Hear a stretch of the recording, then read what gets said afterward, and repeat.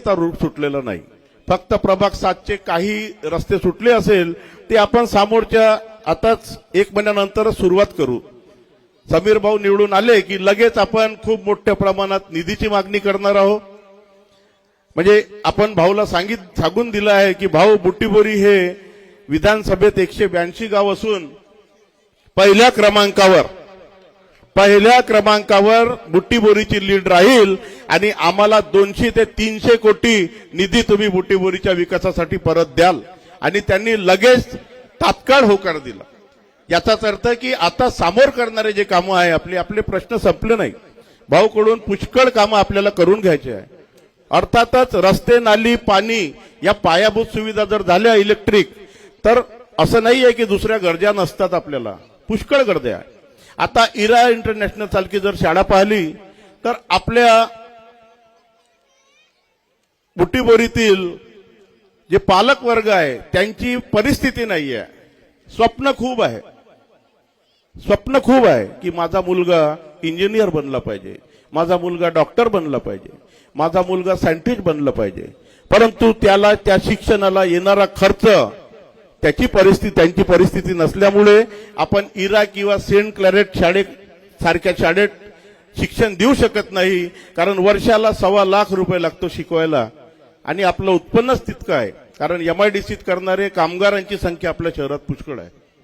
तर आपण तिथे शिकवू शकत नाही. म्हणून आपण एक कॉन्व्हेंट किंवा जिल्हा परिषद शाळा, सरकारी शाळा अशा शाळेत आपल्या मुलांना टाकतो. मी आपल्याला आश्वस्त करतो समीर भाऊ मेघे यांनी आपल्या विनंतीवरून 15 कोटी रुपयाचं आपल्या नगरपालिकेची शाळा, इरा इंटरनॅशनल पेक्षा सुंदर शाळा, उच्चस्तरीय शिक्षक मंजूर करायसाठी प्रस्ताव टाकला आहे. आणि त्याची कॅपॅसिटी 7,000 विद्यार्थी त्या शाळेत शिकणार. आणि त्याची परिस्थिती अशी की ते कॉम्प्युटराइज शाळा राहील. आपला मुलगा काय करतो, शिकतो की नाही शिकतो, की कुठेतरी दुसरीकडे लक्ष देतो, त्यांच्या आई, त्यांचे वडील घरी आपल्या मोबाईलवर बघतील आणि कॉम्प्युटराइज शाळा राहतील. तुम्हाला स्वतः दिसेल की दिवसभर माझा मुलगा शाळेत गेला तर त्यांनी काय केलं. नागरिकांच्या घरी, प्रत्येकाच्या घरी कुठेतरी एक कार्यक्रम राहतो. मग ते लग्नाच्या माध्यमातून असो, साक्षगंधाच्या माध्यमातून असो, की आपले जे काही सांस्कृतिक कार्यक्रम आहेत त्याच्या माध्यमातून असो. कितीतरी आपले धार्मिक कार्यक्रम होत असतात. पावसाळ्यातही असे कार्यक्रम येतात की आपल्याकडे सोय नसते, परिस्थिती नसते, आर्थिक बळ नसते आणि आपण ते कुठेतरी एक मोकळ्या जागेवर करून घेतो ना, लगेच तिथे पाऊस आला की आपण कार्यक्रम बंद करून देतो. परंतु हा पण विचार आपल्या आमदारांनी केला आहे. खूप लवकर बुट्टीबोरी शहरात तुम्हाला सांस्कृतिक हॉल दिसेल आणि ए क्वालिटीचा हॉल दिसेल. तो पण 15 कोटीचा हॉल राहील आणि त्याच्यात आपण अवघ्या 1100 रुपयात आपल्या मुलीचं लग्न करू शकू. कुठेही आपल्याला 2 लाख, 3 लाख, 12 लाख, 10 लाख द्यायची गरज राहणार नाही. म्हणजे आता आपण अशा प्रकारे इनोव्हेटिव्ह कामात चाललो. बुट्टीबोरीचं इलेक्ट्रिकचं आपण मेन रोड पाहतो, किती सुंदर बनवला आहे आपण. फक्त त्याच्यातच आपल्याला समाधान नाही, तर आपल्याला बुट्टीबोरीच्या प्रत्येक प्रभागात जे काही अंतर्गत रस्ते आहे त्या रस्त्यावरही इलेक्ट्रिक आणायची आहे. खूप झालं तर 1-1.5 वर्षात संपूर्ण बुट्टीबोरी शहरात गल्लोगल्ली इलेक्ट्रिक दिसेल, लाईट दिसेल, उजेड दिसेल. इतकं उजेड दिसेल की माझ्या लाडकी बहिणीच्या ज्या मुली आहे, रात्री जर पाहुणेही घरी आले तर त्यांना धाक राहणार नहीं. उनको डर नहीं रहेगा. वो इसलिए डर नहीं रहेगा कि रात को 11 बजे भी इतने लाइट्स है बुट्टीबोरी शहर में कि मैं मेरे 18 साल के बेटी को भी अगर मेहमान आ गए तो रात को 11 बजे भी चाय के लिए दूध लाने भेज सकूं. इतने निश्चिंत हो जाएंगे आप. अशा प्रकारे आपण बुट्टीबोरीला घडवणार, 100% घडवणार आहोत. प्रयत्न आपला हा आहे की आपल्या शहराचं नाव महाराष्ट्र लेवलवर संपूर्ण राज्यात गेलं पाहिजे. आणि बारामती किंवा अशा जे काही नगरपालिका असेल आपण त्यांची बरोबरी करून त्यांच्या समोर जाऊ. फक्त 5 वर्षात आपण त्यांच्या समोर जाऊ आणि न्यू नागपूरचं उपनगर या शहराला बनवून दाखवू. कोणामुळे? फक्त आपल्या आमदारांमुळे. आणि असे आमदार जेव्हा आज स्वतः 5 वर्ष जीवाचं रान केलं, घरदार सोडलं, सगळं सोडलं, 182 गाव पिंजून काढले. एका एका गावात 5-5, 10-10 वार्ड असतात, ते पण तिथेही नाही सोडलं आणि संपूर्ण विकास करण्याचा प्रयत्न केला हिंगणा विधानसभेचा. परंतु मी तुम्हाला प्रश्न विचारतो, रोज आमच्या सभा होतात, 5 तारखेपासून आमच्या सभा संध्याकाळी 7 वाजता होतात. अत्यंत मोठा प्रतिसाद आम्हाला त्या सभेत मिळाला आहे. 1000च्या वर रोज रात्री आमच्या सभेला संख्या असते आणि कुठेही मोठे नेते नाही, फक्त आम्ही सगळे सहकारी, नगरसेवक, उपाध्यक्ष प्रत्येक प्रभागाला झाल्या. तुम्ही पाहिला असेल, मीडियाला रोज येते. तर इतका मोठा प्रतिसाद जनतेकडून आम्हाला मिळाला. कशासाठी? केलेले कामं पाहून. परंतु एक प्रश्न विचारतो, मागच्या वेळी समीर भाऊ मेघे उभे होते, निवडून आले, तुमच्या सगळ्यांना खूप खूप धन्यवाद. मागच्या वेळेस ही बुट्टीबोरी पहिल्या क्रमांकावर होती. मागच्या लोकसभेला 3 महिन्या अगोदर ही बुट्टीबोरी हिंगणा विधानसभेत पहिल्या क्रमांकावर होती.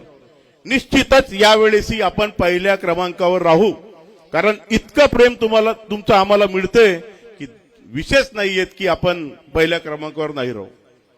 परंतु मी एक प्रश्न विचारतो, मागच्या 5 वर्ष अगोदर समीर भाऊ निवडून आले, परंतु त्यांच्या विरोधात कोण उभे होते? ते महाविकासचे नेते आहे. कोण उभे होते? कोण उभे होते? उत्तर नाहीये. याचा अर्थ त्यांनी त्याच्यानंतर 5 वर्ष भेटही घेतली नाही, भेटले पण नाही कोणाला. तुम्ही नाव विसरून गेले, नाव पण विसरून गेले. आमदारकीला उभे होते, मग पडले ते, कारण समीर भाऊ तुमच्या आशीर्वादाने निवडून आले. 10 वर्ष अगोदर कोण होते? 10 वर्ष अगोदर कोण होते सांगा. याचा अर्थ तुम्ही त्यांना मत नाही दिलं म्हणून तुम्हाला आठवण येत नाही. तुम्ही सगळ्यांनी फक्त भाऊला मत दिले आहे 10 वर्ष, परंतु ते उभे होते. 10 वर्षात त्यांनी कुठेतरी तुम्हाला आपला चेहरा दाखवला का?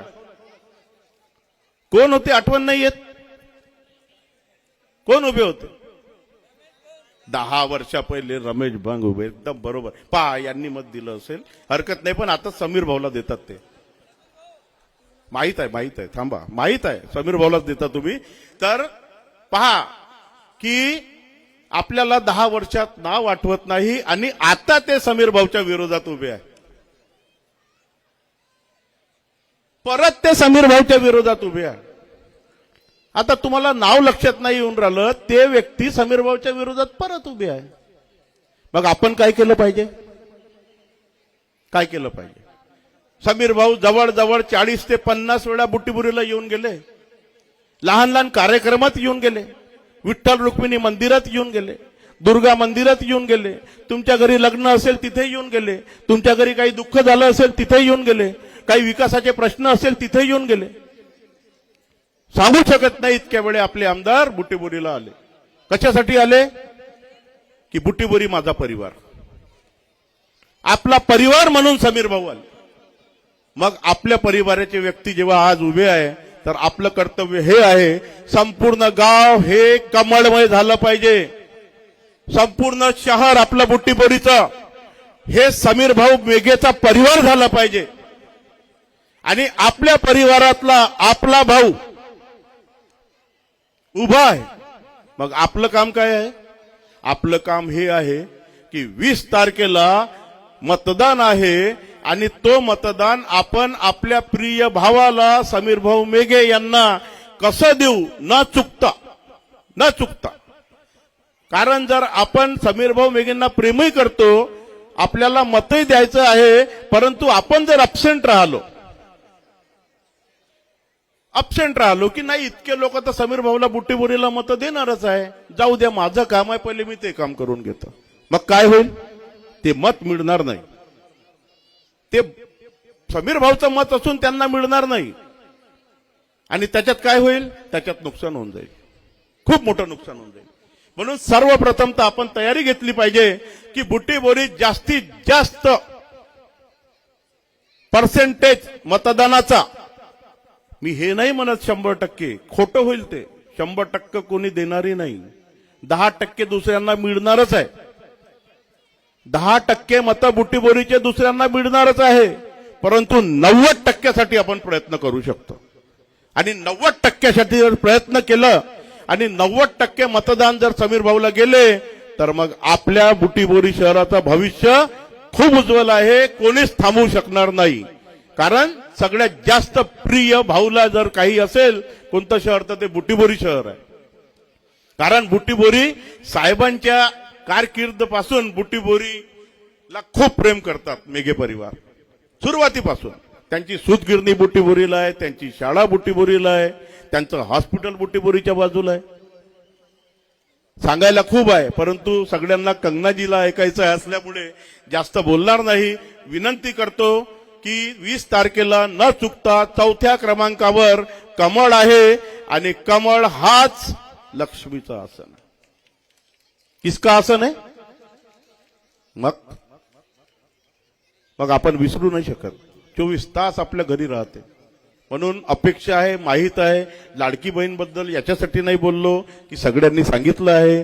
बुटीबोरीला 15 दिवसापासून आपल्या सभा झाल्या, तिथेही सांगितलं आहे. तुमचे 2100 रुपये होणार आहे तेही सांगितलं आहे. समोर काय काय योजना आहे तेही सांगितलं आहे. सगळ्यांना माहीत आहे.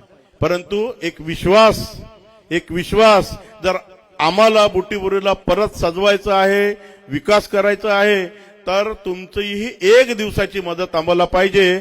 1 दिवसाची मदत आम्ही संपूर्ण विकासाच्या रूपाने येणाऱ्या 5 वर्षात फेडण्याचा प्रयत्न करू. हे तुम्हाला वचन कारण करून दाखवलंय. म्हणून अपेक्षा करतो की 4थ्या नंबरवर जे कमळ आहे तिथे आपली बटन दाबून आपलं प्रिय आपले आमदार समीर भाऊ मेघे यांना पुनश्च महाराष्ट्राच्या विधानसभेत पाठवाल हीच अपेक्षा करतो. धन्यवाद. जय हिंद.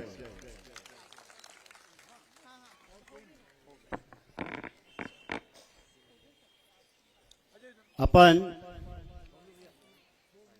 येणाऱ्या 20 तारखेला होऊ घातलेल्या विधानसभेच्या निवडणुकीच्या निमित्तानं समीर भाऊ मेघे यांच्या प्रचारार्थ या ठिकाणी सर्वजण जमलेले आहात. आजच्या सभेचं प्रमुख आकर्षण भारतीय जनता पक्षाच्या खासदार सिनेस्टार कंगनाजी राणावत यांचं या ठिकाणी आगमन झालेलं आहे. त्याचप्रमाणे या देशाच्या पार्लमेंटमध्ये ज्यांनी 4 टर्म काढलेले आहेत, 4 वेळा खासदार म्हणून राहिलेले आहेत आणि महाराष्ट्र राज्याचे 3दा मंत्री राहिलेले आहेत असे दत्ताजी भाऊ मेघे, समीर भाऊच्या धर्मपत्नी वृंदाताई मेघे, त्यांचे सर्व सहकारी, व्यासपीठावर विराजमान सर्व मंच. सर्वप्रथम मी समीर भाऊचे वडील दत्ताजी भाऊ मेघे यांना विनंती करतो की सन्माननीय कंगनाताई राणावत यांचं त्यांनी पुष्पगुच्छ देऊन स्वागत करावं.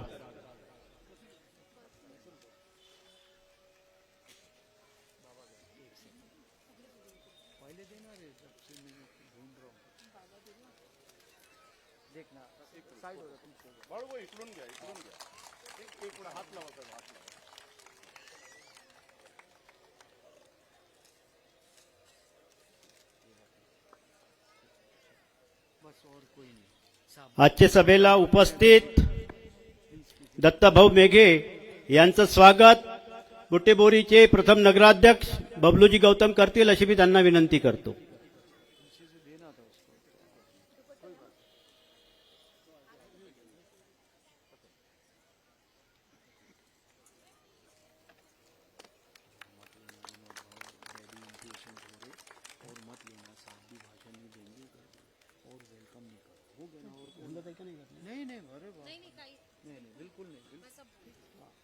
यानंतर या निवडणुकीमध्ये तुमचे आमचे सर्वांचे लाडके नेते समीर भाऊ मेघे यांना आशीर्वादपर 2 शब्द सांगण्याकरता मी दत्ताभाऊजी मेघे यांना विनंती करतो.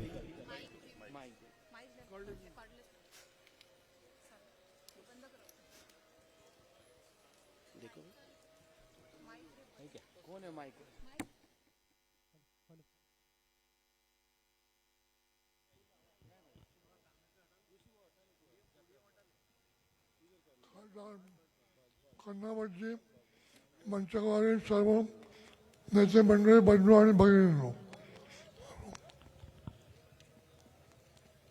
मी आमदार म्हणून कधी निवडून नाही आलो. 18 वर्ष MLC होतो आणि 4 वेळा मी लोकसभेमध्ये दोन्ही हाऊसचा मेंबर होतो. 48 वर्ष मी राजकारण केलं, परंतु लोकांनी निवडून दिला आमदार समीर मेघे हा आहे. माझा मुलगा आहे. आमची 8-10 अजून भेट होत नाही. घरी विचारतो तर ते सांगतात की दौऱ्यावर आहे. म्हणजे विकासाच्या कामाला ते वाहून घेतात, ते आमदार झाले. मी नशीबवान होतो. 18 वर्ष मी MLC राहिलो, मंत्री राहिलो, 5 वेळा लोकसभा लढवल्या. नागपूर शहरातून निवडून आलो लोकसभेसाठी, रामटेकमधून निवडून आलो लोकसभेसाठी आणि वर्षातून 2 वेळा लोकसभा निवडणूक मी जिंकू शकलो. परंतु आमदार म्हणून किती काम करावं लागते हे माझ्या लक्षात आलं.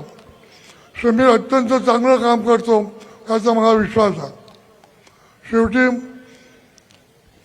लोकांमध्ये काम करणं, लोकांची प्रतिमा उज्ज्वल करून विकासाच्या कामावर त्याने आजपर्यंत काम केलं. मी मनापासून आनंदी आहे. समीर एक चांगला नेता होऊ शकतो, चांगला आमदार होऊ शकतो आणि जीवनामध्ये काही नको त्याला, कधी त्याने भ्रष्टाचार केला नाही. मी 48-50 वर्ष राहिलो. कोणी मला म्हणू शकत नाही की मेघे साहेबांनी पैसे घेऊन काम केलं. आणि म्हणून समीरला मी पहिल्यांदा म्हटलं की तुझा आमदार फंड असो, कोणतेही फंड असो, हे लोकांचे फंड आहे, लोकांसाठी काम कर, तुला यश मिळेल. यावेळेला सुद्धा तो उभा आहे. त्याला आशीर्वाद देतो की त्याने चांगलं काम करावं, लोकांमध्ये राहावं. परमेश्वरानं सर्व काही दिलं. तरुण आहे, त्याला पुष्कळ वर्ष काम करायचं आणि म्हणून आज मी ताईच्या समोर जास्त न बोलता माझे आशीर्वाद समीरला देतो. समीर 100% निवडून येणार. मी माहिती घेत असतो. सभेत काही गेलो नाही, त्या दिवशी वाडीला गेलो, आज इथं आलो. परंतु माझ्याकडे रोज माहिती येते की समीर हा चांगल्या बहुमताने यावेळा निवडून येते आणि ती निवडणूक तुम्हाला 23 तारखेला रिझल्ट जेव्हा मिळेल तेव्हा लक्षात येईल. मला सर्वांचा मी आभारी आहे की माझे 2 शब्द तुम्ही ऐकून घेते. आणि जीवनामध्ये आल्यानंतर चांगला विचार करा.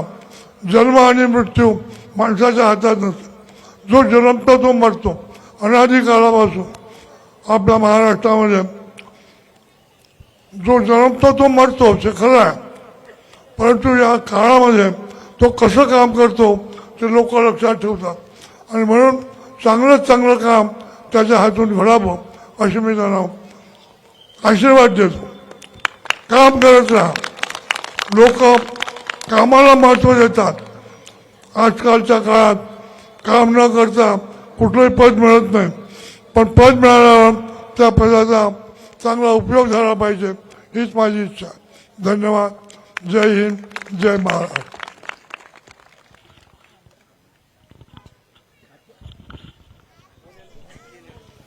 आजच्या सभेला ज्यांना ऐकण्याकरता आपण या ठिकाणी जमलेलो आहोत आणि त्या समीर भाऊ मेघे यांच्या विजयाकरता आपल्याकडे मागणी करणार आहेत अशा सिनेस्टार भारतीय जनता पक्षाच्या खासदार सन्माननीय कंगनाताई राणावत यांना विनंती करतो की त्यांनी संबोधित करावं.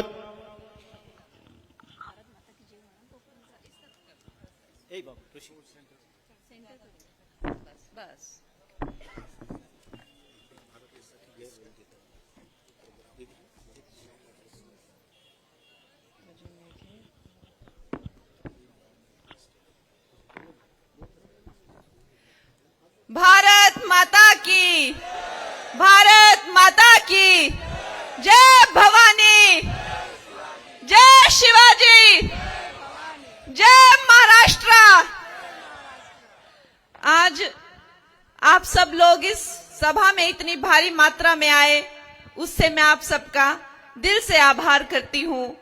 और हमारे मंच पर बैठे सब माननीय महोदय, दत्ता जी, बाबू जी, आशीष जी, अविनाश जी, प्रवीण जी, विनोद जी, दिलीप जी, ये सारे वरिष्ठ कार्यकर्ता, हमारे मार्गदर्शक, बड़े ही कर्मठ और जुझारू, हमारे सारे जो सीनियर लीडर्स हैं यहाँ बैठे हुए हैं, सबका नाम लेना मुमकिन नहीं है। सबका हम यहाँ पे आशीर्वाद मांगते हैं और उनका अभिनंदन करते हैं। मेरे भाई समीर जी मेघे, जिनके प्रचार में मैं यहाँ आई हूँ, वो किसी कारणवश, आपको पता है इलेक्शन के टाइम है और कितनी चीजें, कितनी बातें होती हैं, तो किसी कारणवश वो यहाँ नहीं आ सके। उनकी धर्मपत्नी वृंदा जी यहाँ पर हैं, उनका पूरा परिवार यहाँ पर है, इनका मैं यहाँ पर पूरा अभिनंदन करती हूँ। और दोस्तों, ये जो हमारे चुनाव हैं, महाराष्ट्र चुनाव, और 20 तारीख को आप सब भारी मात्रा में जाएं और कमल का बटन दबाकर हमारी भारतीय जनता पार्टी को अपना बहुमत दें, क्योंकि हमने देखा है कि पिछली बार इन लोगों ने कैसे कैसे तमाशे किए। ये एक टुकड़े गैंग है, ये देश के टुकड़े करके देश को खा जाने की इनकी नीयत है, और ये हम सब समझते हैं कि ये किस नीयत से और कैसी कपट नीति से काम करते हैं। पिछली बार आपको पता है मैं किस पार्टी की बात कर रही हूं, भारतीय जनता पार्टी का हाथ थामकर उनके नाम पर, उनके काम पर, उनके विश्वास पर इन्होंने वोट बटोरे, लेकिन जब इलेक्शन जीत गए तो अपना जो निजी स्वार्थ था कि हमें मुख्यमंत्री बनना है, हमें ही बनना है, उसके करके इन्होंने जो है हमारे परम पूजनीय बालाजी ठाकरे जी के सिद्धांतों को भी बेच दिया। और आप जानते हैं इन्होंने महाअगाड़ी नहीं, महाअनाड़ी सरकार बनाई, और वो सारी दुनिया में एक हंसी का पात्र बन के रह गए। इन लोगों ने इतने अन्याय, इतने अत्याचार किए, सड़कों पर साधु संतों को कूट कूट कर, पत्थरों से कूट कूट कर इन्होंने जो है वो मरवाया। हमारे फिल्म इंडस्ट्री में भी इनकी इतनी दहशत हो गई थी कि इतनी घुटन हो गई थी, हमारे सुशांत राजपूत जैसे लोगों ने जो है आत्महत्या की। इतना अन्याय और इतना पाप जो है वो बढ़ गया था जब ये महाअनाड़ी लोगों की सरकार आई थी। और एक बेटी, मेरे जैसी एक गरीब घर की बेटी जब आती है और यहाँ पर अपनी रोजी रोटी के लिए, और मुझे इस महाराष्ट्र से मेरा नाम मिला, मेरी उपलब्धियां मिली, मेरा करियर, मेरा रोजगार मिला, लेकिन जब ये अनाड़ी लोगों की सरकार आई तो मैंने जो अपनी मेहनत से घर बनाया था दोस्तों, इन्होंने उसको मिट्टी मिट्टी कर दिया, सारा मेरा घर तोड़ दिया, उसकी ईंट ईंट तोड़ दी। और उनके जो लोग हैं वो लिखते हैं कि उखाड़ दिया। ये महिलाओं का अपमान करते हैं दोस्तों, ये महिला विरोधी पार्टी है। ये जो कांग्रेस की सोच है, ये महिला नफरत करती है, ये महिलाओं से मजाक उड़ाती है महिलाओं का। तभी तो इन्होंने ये वादा किया था कि हम जैसे ही सत्ता में आएंगे ये लाडली वाडली बहन योजना हम सारी की सारी रद्द कर देंगे। इनको कितनी जलन होती है कि जो माताएं हैं और जो बहनें हैं वो सबके लिए थोड़ी थोड़ी पैसे जो है जमा करती है। वो सोचती है कि अपने लिए अगले महीने लूंगी, अगले महीने लूंगी, 6-6 महीने जो है वो इंतजार करती है, और आखिर में या तो कोई बेटी की फीस, या तो कोई घर का बर्तन, या तो कोई बीमार हो जाता है। कैसे इनके पेट में जलन होती है जब हमारी बहनों को और माताओं को 1500 रुपए, और अब जब 2100 रुपए, तब तो इनका बुरा हाल है। ये ऐसी महिला विरोधी पार्टी है कि जब मुझे, आप जानते हैं कि जब आपकी बहन को, आपकी बेटी कंगना को टिकट मिला तो इन्होंने कहा कि मंडी की बेटियों के क्या भाव हैं। ऐसी नीच पार्टी है ये कांग्रेस की जो पार्टी है। तो दोस्तों, एक तरफ तो हमारी भारतीय जनता पार्टी है जो बेटियों को लाडली बहन योजना से, उनके बारे में देखिए कितनी संवेदनशील है। हमारी जैसी बेटियां जो गरीब घरों से आती है, हमें भी लोकसभा में, राज्यसभा में, हर जगह जो 33% आरक्षण मिला है। आपके जैसी और मेरे जैसी बेटियों को जो है वो राजनीति में आरक्षण नरेंद्र मोदी ने दिया है, क्योंकि वो एक सामान्य परिवार से आते हैं। आपके और हमारे जैसे परिवार से आते हैं तो उन्होंने देखा है कि एक साधारण इंसान के क्या दुख होते हैं, क्या कष्ट होते हैं उनके। चाहे वो हमारी बहन बेटियों को शौचालय हो, चाहे वो गरीब के लिए अनाज हो, चाहे जन धन योजना हो, चाहे वो चांद पर जाकर भारत का झंडा गाड़ना हो, या तो वो 11वें से तीसरी अर्थव्यवस्था बनना हो, हर क्षेत्र में मैं अगर नाम गिनाने लग जाऊं तो शायद वक्त कम पड़ जाए। हर क्षेत्र में जो है भारत ये तरक्की कर रहा है, ये आज नरेंद्र मोदी जी की वजह से है। ऐसे हमारे दिग्गज नेता हैं। यहां भी गडकरी जी जब मंडी में आए तो वो मेरे प्रचार में आए थे, तो उन्होंने कहा था ये जो बेटी है इस बेटी को आप जताइए और मैं यहां पे हर टनल, हर हाईवे और जो भी मांगेंगे मैं सारी मांगे पूरी करूंगा। देवेंद्र जी फडणवीस जी का हाथ जो है, गडकरी जी का हाथ जो है मेरे भाई समीर मेघे जी के सर पर भी है। ये हमारे सारे युवा नेता हैं और हमारे जो मैं और समीर जी हम सब युवा नेता हैं, और हमारे जो दिग्गज नेता हैं, चाहे वो शिवराज चौहान जी हो, चाहे वो अमित शाह जी हो, चाहे वो देवेंद्र फडणवीस जी हो, चाहे वो नितिन गडकरी जी हो, ये सबका हाथ हमारे सर पे है। नहीं तो आप बताइए क्या ये पॉसिबल था कि 700 करोड़ का जो फंडिंग है वो समीर जी यहां पे लेके आए, अपनी विधानसभा में लेके आए।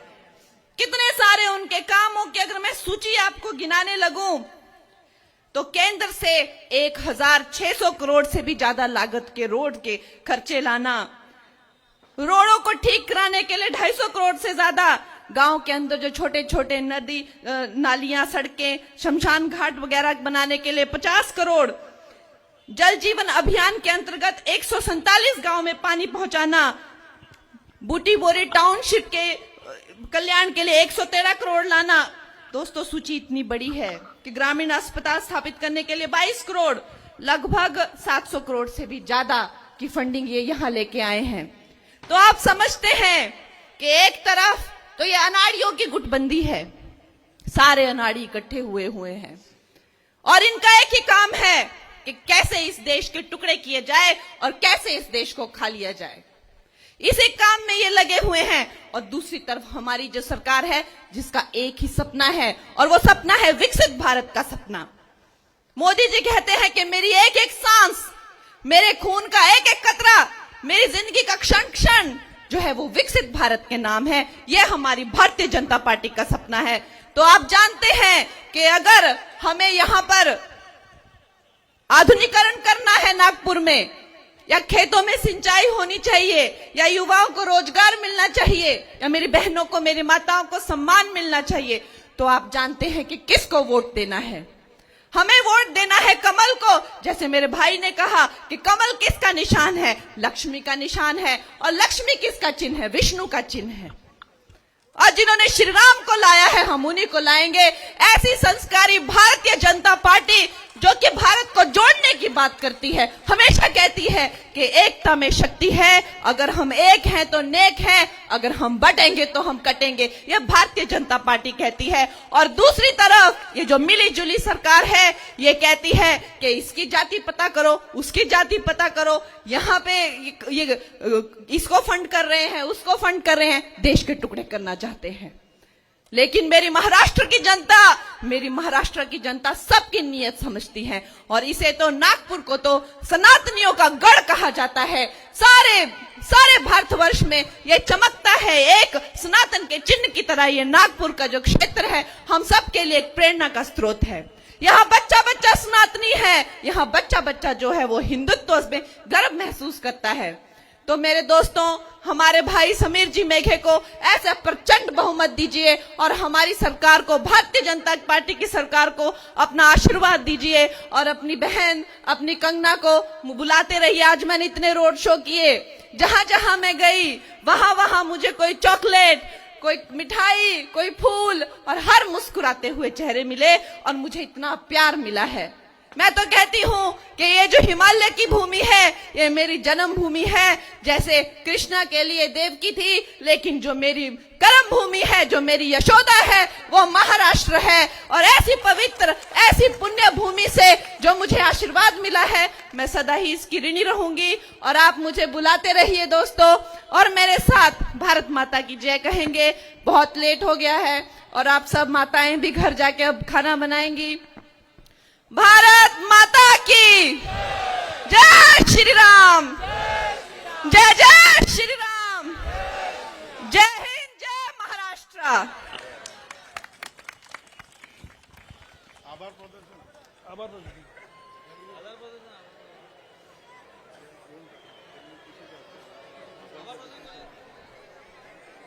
सभेमध्ये उपस्थित सर्व बुटीबोरी वासियांचा संपूर्ण